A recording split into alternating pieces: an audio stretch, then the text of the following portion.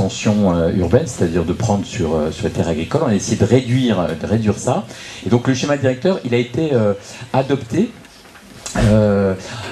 approuvé plus exactement par décret en Conseil d'État en décembre. Et donc c'est lui qui fait, on peut dire, la police de l'occupation des sols. Il se trouve que c'était, et c'est toujours, sous ma délégation à la région. Donc j'ai mené cette révision qui avait commencé en 2004-2005, et donc il a fallu quasiment 9 ans pour que enfin le décret tombe. Et c'est donc à la lumière du schéma de région à Aulnay-sous-Bois, l'impact du schéma directeur, c'est révision dans les 3 ans pour être en compatibilité. Les grands enjeux de cette révision, les grands enjeux de son application, il y a 4 grands enjeux. Le premier, c'est les enjeux environnementaux, c'est-à-dire à la fois comment on maintient les terres agricoles, comment on fait baisser les émissions de gaz à effet de serre et donc tout ce qui est pollution.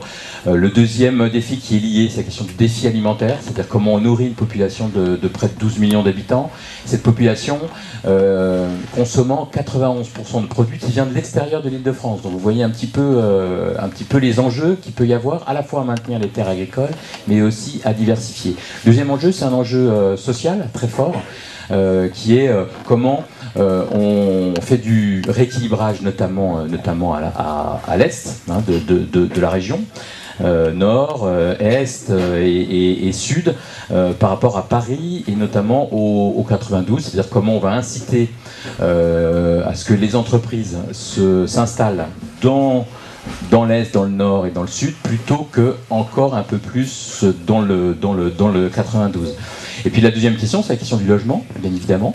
C'est-à-dire comment on répond à la crise du logement qui aujourd'hui touche l'ensemble d'une population qui va des plus défavorisés logements d'urgence jusqu'aux classes moyennes. Et comment on le fait, et ça le schéma directeur est très clair, en qualité et avec les équipements qui vont avec. On en reparlera avec Patrick Braouzek tout à l'heure.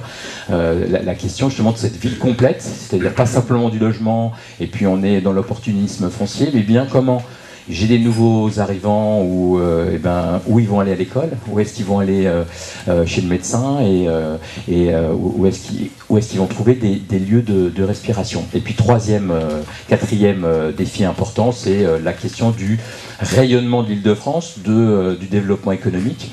Et là, c'est lié aux 3 autres points, c'est-à-dire comment on fait du développement économique sans prendre sur les terres agricoles et comment on réhabilite des zones existantes. Alors nous on en a pas mal hein, au nord de la ville, zone de la Mardelle par exemple, et où PSA, qu'est-ce qu'on fait demain de PSA? Donc le chemin directeur dit un PSA ça doit rester industriel, et nous on a fait un certain nombre, et je salue Patrick Braouzet qui vient d'arriver.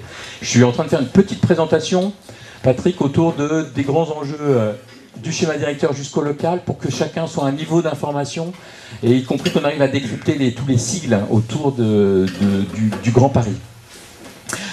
Ce qu'on connaît autour du Grand Paris, c'est essentiellement les transports, ce qu'on a longtemps appelé le Grand 8.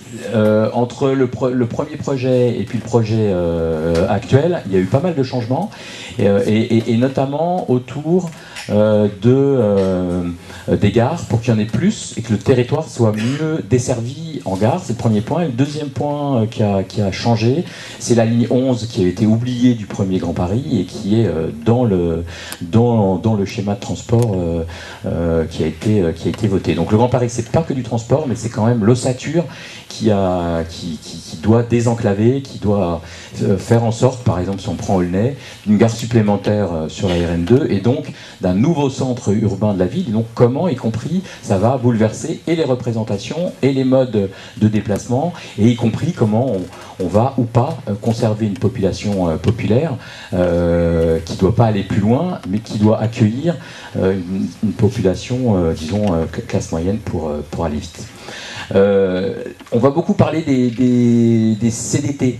Alors si je vous dis ça, je ne vous apporte pas grand-chose. Donc c'est les contrats de développement territorial. C'est un contrat entre l'État et des collectivités autour d'un projet de territoire notamment autour des gares, en termes économiques, en termes de logement, en termes d'innovation, suivant les lieux. C'est plus ou moins abouti.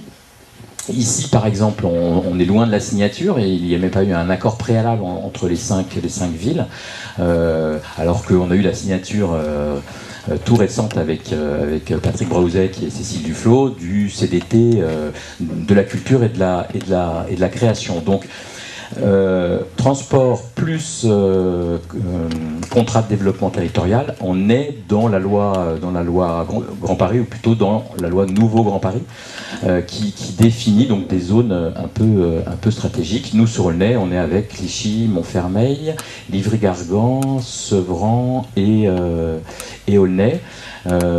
Par contre, on aurait y compris pu avoir des inter-CDT, mais on reviendra sur ces questions-là pour faire la jonction, pour qu'on ne soit pas en... Une des questions, c'est comment on est en complémentarité et pas en concurrence de territoire. Ensuite, sur les questions, ça c'est les groupements à fiscalité propre, c'est-à-dire c'est les intercommunalités. Et vous pouvez regarder tout ce qui est en blanc, ici, là. Eh bien, c'est précisément là où il n'y en a pas. Et donc nous sommes dans le trou blanc de l'intercommunalité. Ça veut dire que là où Patrick Braouzet et les maires de pleine commune se sont mis ensemble depuis 14 ans, je crois, eh bien nous n'avons rien engagé. On y reviendra là encore. On n'a rien engagé parce qu'on était riches, on avait PSA, et donc on avait besoin de personne, ça c'était sous la droite. Et puis ensuite, alors qu'on savait que PSA était déjà tangent, eh bien on n'a pas pris d'initiative pour entrer dans une... Et on a même fait l'inverse, c'est-à-dire qu'on a, comme le calife aulnaisien voulait être le calife eh bien rien n'a été possible. Si on prend dans d'autres lieux, Est Ensemble par exemple, de nouveaux maires sont arrivés et ils se sont lancés dans l'aventure. Et ils ont eu un certain nombre de financements, des financements très très importants. Là encore, on y reviendra.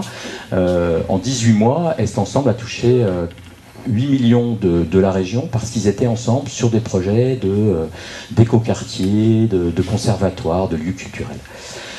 Ça, c'est les intercommunalités à fiscalité propre. C'est ce qu'on vient de voir, mais juste sur la première couronne. Et là, on voit encore, hein, là c'est en gris. C'est la même chose. On est en dehors de toute dynamique intercommunal ou presque. Le CDT a engagé des choses, mais je vous l'ai dit, il n'a pas été jusqu'au bout. Ça, c'est le département de la Seine-Saint-Denis qui reste tel qu'il est aujourd'hui. Quel doit être son rôle? C'est un peu les questions qu'on doit aussi se poser. Est-ce que entre la région, la grande métropole et la commune, est-ce que les départements ont encore une fonction? Enfin, ça fait partie des questions qui se posent.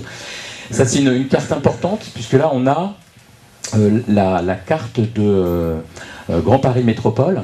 C'est une nouvelle collectivité qui est pour l'instant en préfiguration, mais qui vient d'être votée, qui réunirait ou qui réunira les 4 départements, les 3 de Petite Couronne, puis Paris, et qui fera, et là on en discutera plus particulièrement avec Patrick Braouzet, qui fera disparaître les intercommunalités existantes, alors même que c'est des lieux, et je vous en dirai un mot aussi tout à l'heure, qui fonctionnent plutôt bien, notamment dans cette déclinaison logement, équipement et espace de respiration. Alors cette nouvelle métropole, donc cette nouvelle institution fait disparaître les intercommunalités, ça veut dire c'est la question des compétences, du personnel, c'est la question qui remonterait au niveau de ce grand ensemble. Je ne vais pas en dire plus parce que c'est entre autres là-dessus qu'on va avoir le débat, avantages, inconvénients, et puis là où on pourrait largement progresser, notamment sur la partie gouvernance.